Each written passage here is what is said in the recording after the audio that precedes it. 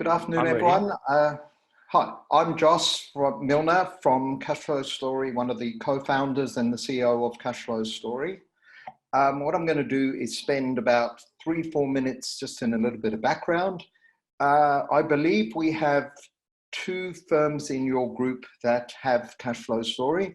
One is one of your offices that actually uses it, I think in the Gold Coast. And I believe one of your offices, not sure where, maybe Melbourne, has it, but at this stage hasn't used it. Our company was founded about 5 years ago, but I'm just going to go back about 10 years before that, where myself and Alan Miltz, both chartered accountants, founded a business developing software in the banking financial analysis space. So we took that product to banks globally, including all 4 major Australian banks, as well as banks in America, Asia, etc.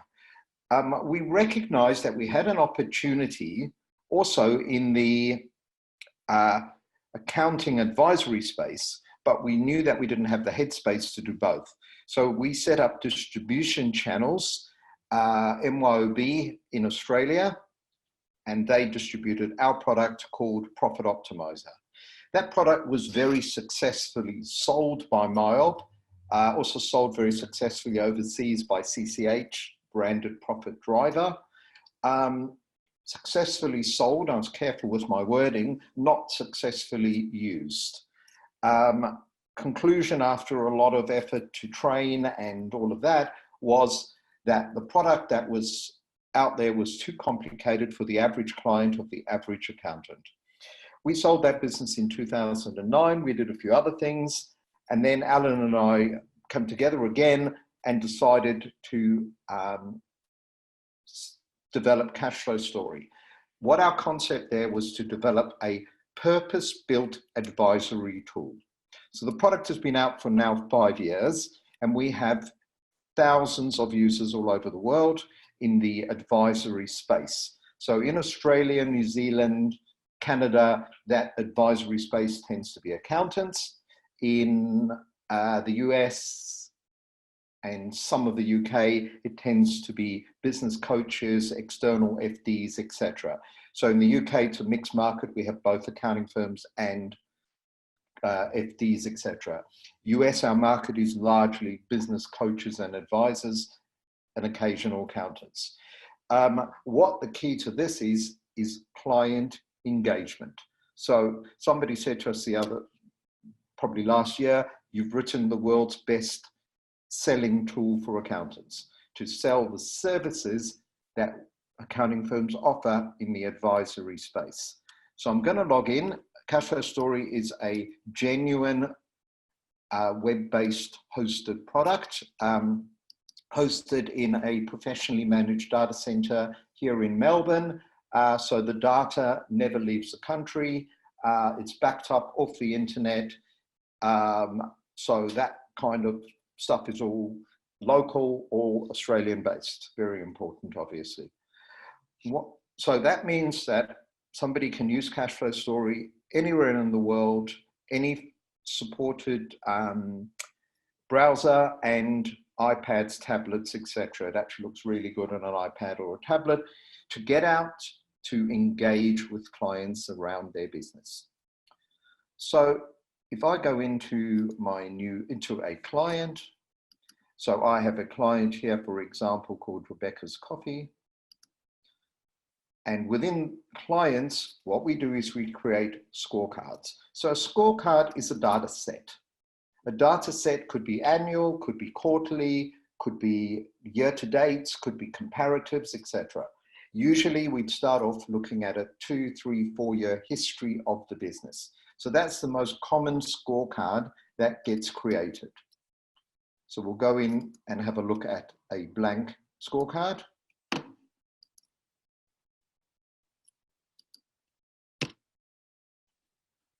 So it seems like my internet here has gone to sleep for a moment. Right, so there is a 3-year annual scorecard. The key to this product is just how little data we need. From the P&L, we need revenue, margin, net profit after tax. Additional P&L information if we've got it. So traditionally, we're putting in 5, 6 numbers from the P&L for each period we're looking at. The other thing about it is the numbers we're taking are usually available in the accounts. So it's relatively quick and relatively accurate because we don't have to interpret. The balance sheet is even simpler. If you look at the assets, you've either got those items or you don't. You put them in, total assets, cash, receivables, inventories, etc. Liabilities, just 3, and included in liabilities, is there any debt? We also have the option of importing from an Excel template. We provide a standardized Excel template. That standardized Excel template enables us to put the data in and import it. Our users tell us, on average, it takes 6 minutes to load a column of data, 1 unit. Once we've loaded the data, we're ready to analyze that company. So I said the key to CashFlow story is engagement. So what I'm going to do is I'm going to show you a summary of this business. I'm then going to show you how I would engage with Rebecca from Rebecca's Coffee. And then I'm going to backfill and show you the analysis that goes behind it, which obviously we would look at before we engaged. But if I say to my client, hey, I've got CashFlow story and I want to show you some really good stuff about your business and I want to show you some graphs and trends and things, yeah, client will probably be vaguely interested. On the other hand, if I engage and say, I want to show you how you can improve your profit, improve your cash flow, and a few other things like that, I'm probably going to get their attention. So if I look at the accounts that we've loaded, we reconstruct them based on the information that's input. And we see here a coffee bean roaster importer with revenue going from 3.4 to 6.6 million over the 4 years. So it's virtually doubled. In doubling the revenue, she's actually improved her gross margin by more than double, and her net profit doubled. So from a profit perspective, the business is going pretty well. Chasing revenue, achieving it, profitable. You could argue, though, that the business has doubled its revenue and only made another $200,000 of profit, but on the other hand, it's profitable. The problem this business faces, like so many small businesses, is she's never got any cash. She actually had 160,000 4 years ago, that's gone. And her short-term debt has gone from 400,000 to 1.6 million. Her long-term debt, which finances the coffee machines that she gives to the cafes and things like that, has stayed pretty constant. So we've got an agitated bank saying, what are you doing about reducing your debt? What we're going to do now is engage with Rebecca. So we know she's got a problem with cash flow. We know she's profitable. We know business is growing. We know she's got an unhappy bank. So engagement occurs at the power of 1. So before we look at the power of 1 with Rebecca, we would have gone through the 4 chapters, which is a structured approach to looking at the business, which I'm going to come back to. But I want to show you client engagement.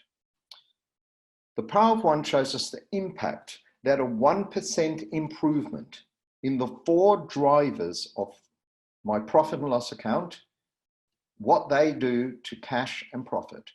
Price, volume, cost of goods and overheads, 1% improvement, impact on cash flow, impact on profit. 1 day's reduction in my receivables, inventories and payables, what does that do to my cash flow? So Rebecca, let's engage. If you were to increase your sales by 1%, you would make $19,000 more profit. The problem is you would actually have negative cash flow. Something is broken in the business. We'll come back to that. Compare that to a 1% price increase. So from a profit perspective, in this business, price is 3 times more sensitive than volume. Cash flow is 12 times more sensitive. So we think about a business making decisions on pricing, on deals every single day, not knowing the relationship between price and volume. We've seen that number as high as 13 or 14 to 1. Price is always more sensitive. It's a case of how much more sensitive. The second thing is the comparison of our cost of sales, or if it was service industry, direct costs compared to overheads. The relationship 4 to 1. Most businesses have problems with their bank, have cash flow issues. What do? We're going to sell more and we're going to cut overheads. What should they be doing? Putting up their prices and reducing their direct costs. The interesting thing is the banks have software that knows this stuff. So the bank knows that the more they sell, the worse their cash flow is going to get. So if we take a strategy to the bank that says we're going to be selling 12% more, the bank knows that that business is not going to be generating cash. So what we can do then, after understanding the relationships, is say, right, what is our strategy? She sells beans at $30 a bag. What if she were to sell them at $30.60? What if somebody's leaving, she doesn't replace them? What if she can knock a week off her debtors?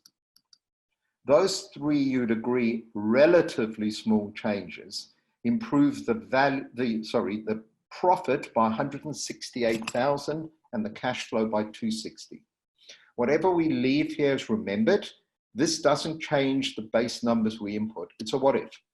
We can write notes.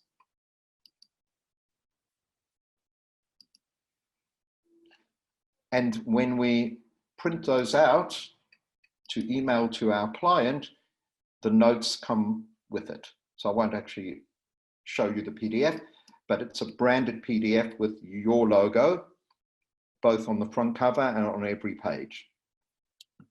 So the power of one gets our clients' attention, gets them to look at their numbers and start driving strategy. The most common feedback we get from our user base says when they do a power of one with a client, the most common outcome is, when can we do this again?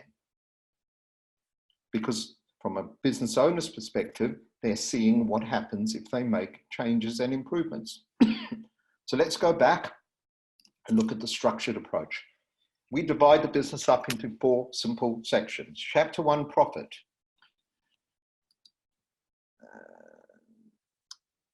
I'm just going to move that down. Right, I was playing around with the setup of this page, so I'm just putting things back.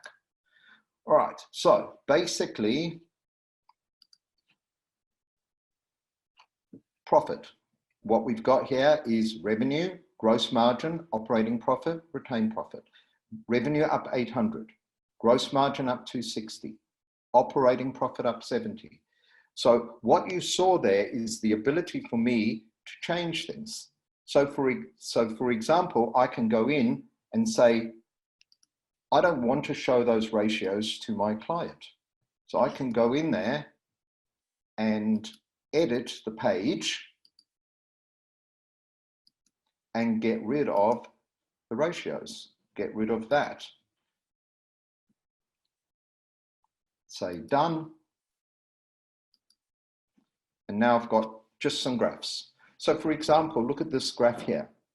Revenue grow 47, 16 and 14, overheads growing 65, 23 and 19 nearly.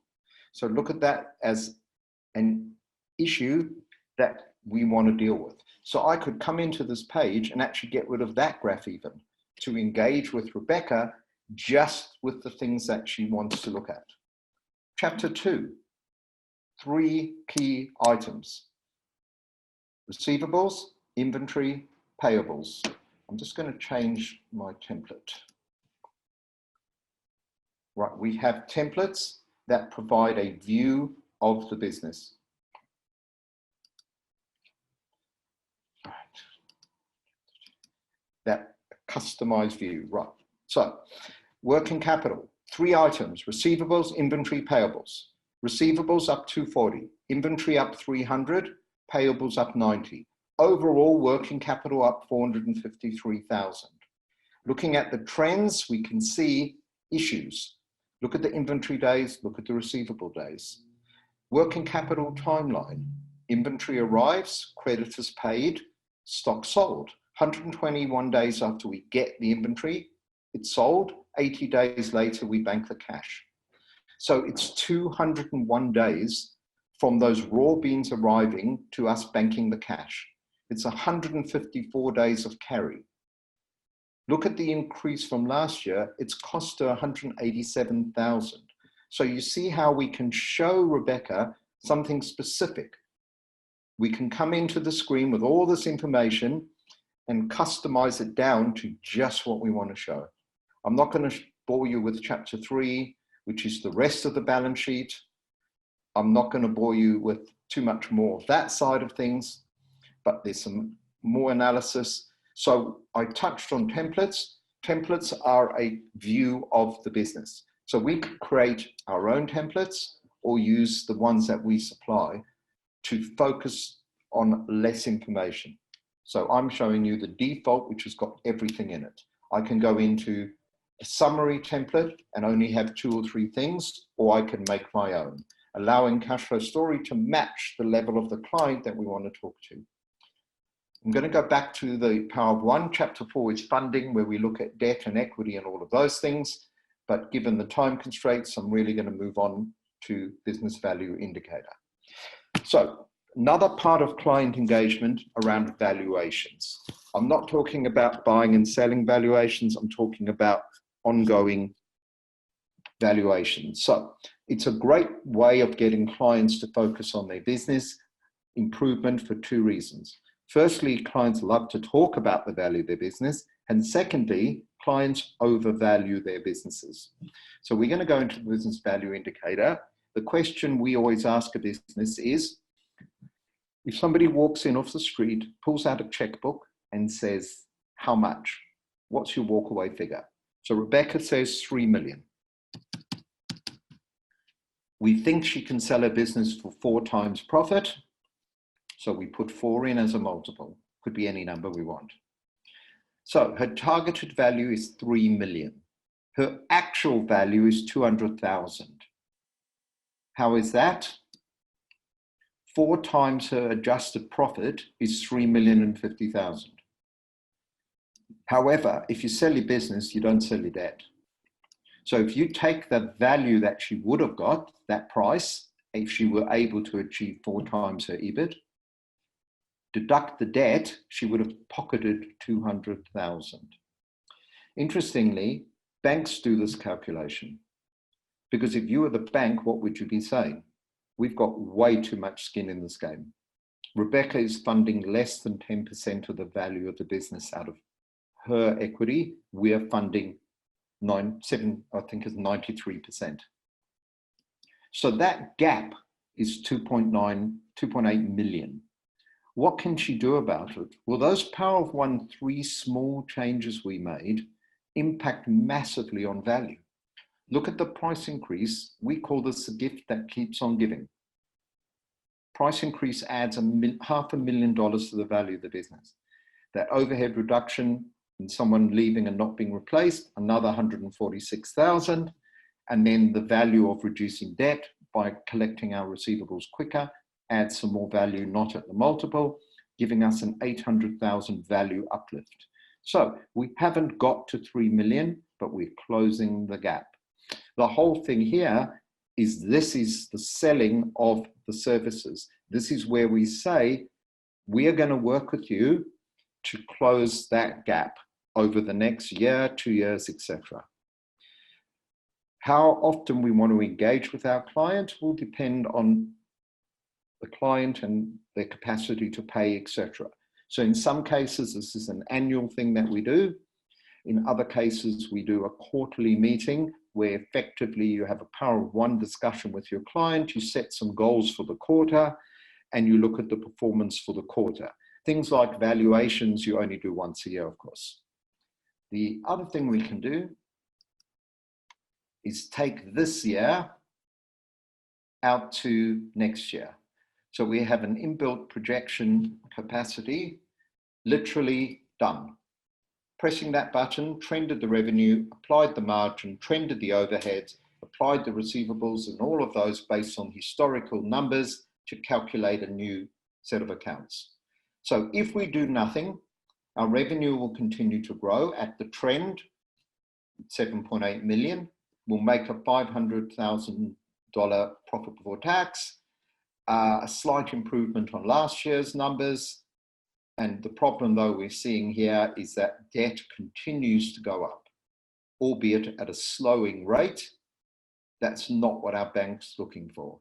So we can edit the projection and say, well, actually, my plan is, our strategy is to limit the overheads to 1.4 million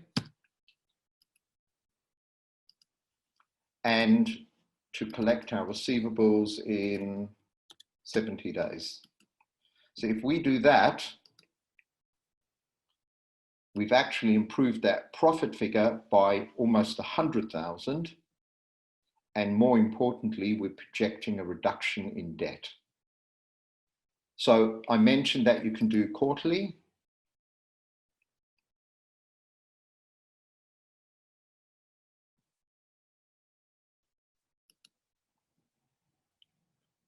So then each quarter, we simply roll forward and input the next quarter. 6 minutes to put that data in, and off we go.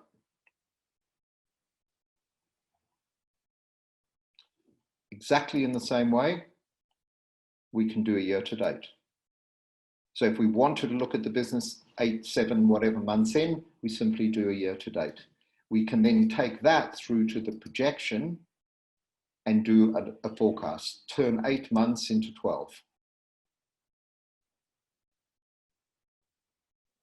So what we found, and then of course edit it, what we found is the most powerful way to get our bigger clients particularly on board in this process is the following. So you look at our business and we say, right, we need to turn this business from where it is today, which is a profitable business, into a elite, really strong business. So our objective over the next period of time, while we work with you, Rebecca, is to generate, we choose a number, $1 million of cash flow. So that's not something we can do in 6 months. It's probably not something we can even do in 12 months. But that's our big picture. How do we get $1 million of cash generation? So what we then do is we say, right, over the next period of time, are we able to achieve a 5% price increase? Over the next period of time, are we able to achieve a 7% volume increase? Are we able to reduce our overhead slightly by 2%?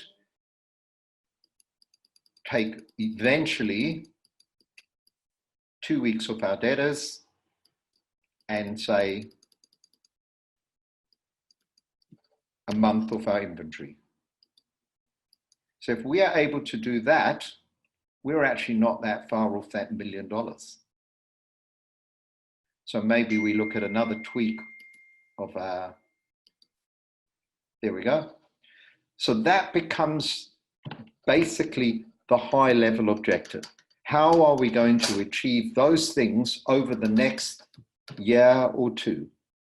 That's what brings Rebecca back to the table for advice, for advisory work, by setting the big picture goal and then obviously trunking that down into, okay, so what are we doing? We're starting off with a 1% price increase. Right, maybe in 4 to 6 months, we'll do another 1%. We are going to not replace someone who leaves. That's going to get us the overhead reduction. What strategies are we starting to look at putting into place for our inventory or our receivables? And what that then does is looks at that and says, look at what that does to the valuation. In fact, we've achieved our number. So that's cash flow story. If there are any questions.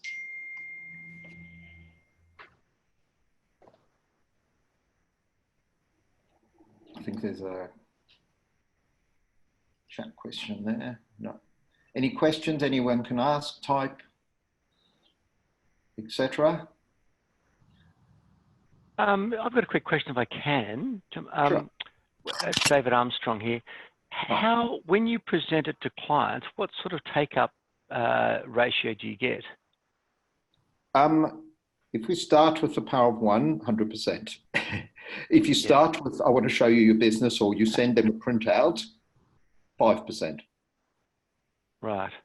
Yeah, it's amazing how many firms buy a software, they load the financials up, they email the client a PDF, and then they wonder why the client doesn't bite. Yep. Engage with the client. I have never seen a power of one that doesn't show something about the business that they didn't know. I actually did a presentation to a company this morning on their own numbers. They are going gangbusters. They made $3 million profit. They made $1 million. They generated $1 million of cash flow after taking $2.5 million out of the business. Right? They improved their cash flow by slashing their debtors. So it's as good a business as you can get. Fantastic business. Yeah, it's very powerful. I agree. Well done. I went into the power of one and I showed them their price to volume ratio was 3.5 to 1. The guy said, I'm impressed. I then asked him what he wants for his business. He said 11 million.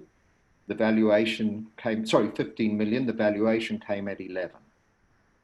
And say, right, we've got a bit of work to do. Does that make sense?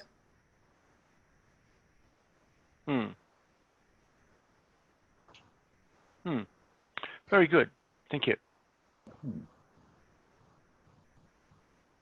David, and Josh, it's James here. Look, I just wanted to reinforce Josh's comment there, David, that it is a really good tool for the sales process, to get the client on board in a business advisory role. You know what, we have learned a tremendous amount working with the coaches, because most coaches are not fund accountants. Some have MBAs, some have some financial knowledge, but a lot don't. And to watch them talking numbers with a client around power of one and valuation, and look at that and say, how come you guys can do it? You are non-accountants. And the answer is because we're not talking numbers, we're actually talking strategy.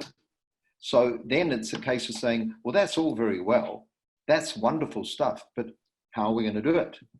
And that opens the door to, all the advice and all the help that you can do working with them. It could be really it's a silly thing to say, but I used to do it with some other software that I developed myself, so some graphs, and it was very powerful. But this is far more sophisticated, I'll give you that. It's sophisticated, but it's actually really simple, if you know what I mean. Sorry, I know what you mean.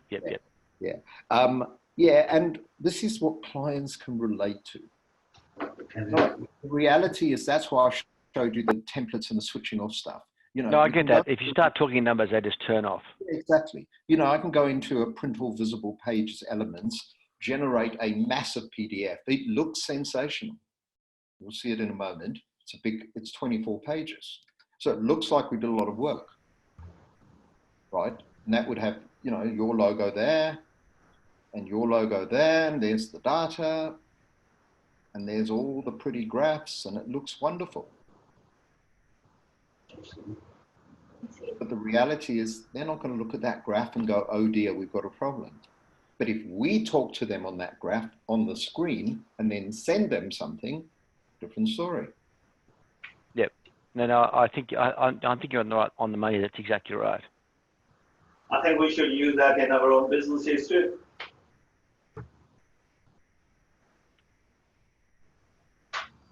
Sorry, was that a question? Sorry, That is a comment to all my colleagues here. I mean, we should work on our own businesses, cash flows exactly the same way, and see what does it look like. Oh yeah, there is a way of making a file private, and a lot of firms do look at their own firms and then go, oh, the amount of WIP we're carrying, ouch. Right. Thank you.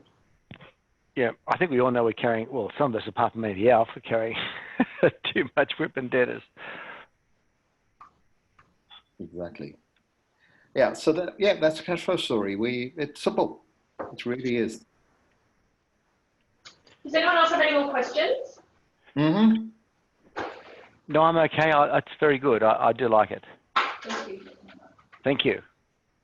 Okay, thanks everyone for joining us for the tech session from CashFlow Story. It has been recorded. We will be creating access for all accounting directors to be able to view the video. So thanks lots for joining us, and we'll see you at the next one. Thank you. Thank you. Oh, good. Cheers for now. Bye.